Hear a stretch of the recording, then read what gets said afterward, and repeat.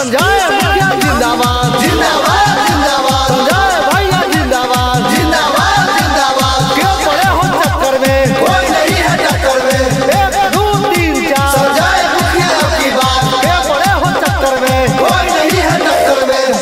रुपया और पैसा दार मुर्गा पर न जाई जी सैया जी। रुपया और पैसा दार मुर्गा पर न जाई जी सैया जी। तो संजय भैया के जिताई जी सैया जी। तो संजय भैया के जिताई जी सैया जी। 21 के मुखिया अब की नहीं के बनाई जी सैया जी। तो संजय भैया के जिताई जी सैया जी।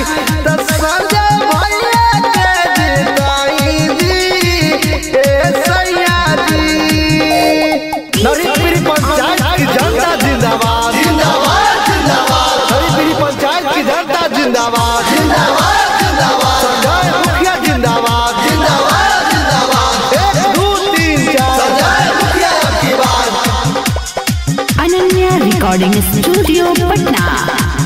देवरू तह बनल बाटे ना कर सपोर्टर जी। गौआ जेवार सब बनल बाड़े वोटर जी। देवरू तह बनल बाड़े ना कर सपोर्टर जी। गौआ जेवार सब बनल बाटे वोटर जी।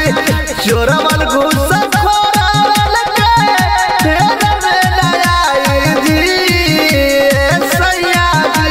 तो संजय भैया के जिताई जी सैया जी।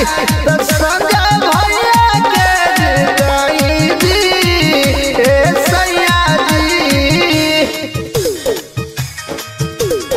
नरीपीरी पंचायत की जनता जिंदाबाद जिंदाबाद जिंदाबाद। नरीपीरी पंचायत की जनता जिंदाबाद जिंदाबाद जिंदाबाद। संजय मुखिया जिंदाबाद जिंदाबाद जिंदाबाद। 1 2 3 4 संजय मुखिया की बात। संजय भैया मत घबराना, तेरे पीछे सारा जमाना। गाली नाली चमकाता रे चमकाता गरीब के सहारा बारे दुखियन के नाजा जी। गाली नाली चमकाता रे चमकाता समाज जी। गरीब के सहारा बारल दुखियन के नाजा जी। दललवन के फेरा में आधार भगवाई जी सैया जी। दललवन के फेरा में आधार भगवाई जी सैया जी। तो संजय भैया के जिताई जी सैया जी।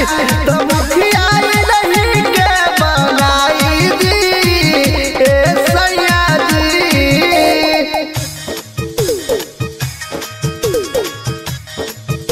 संजय मुखिया जिंदाबाद जिंदाबाद जिंदाबाद। संजय भैया जिंदाबाद जिंदाबाद जिंदाबाद। क्यों पड़े हो चक्कर में, कोई नहीं है टक्कर में।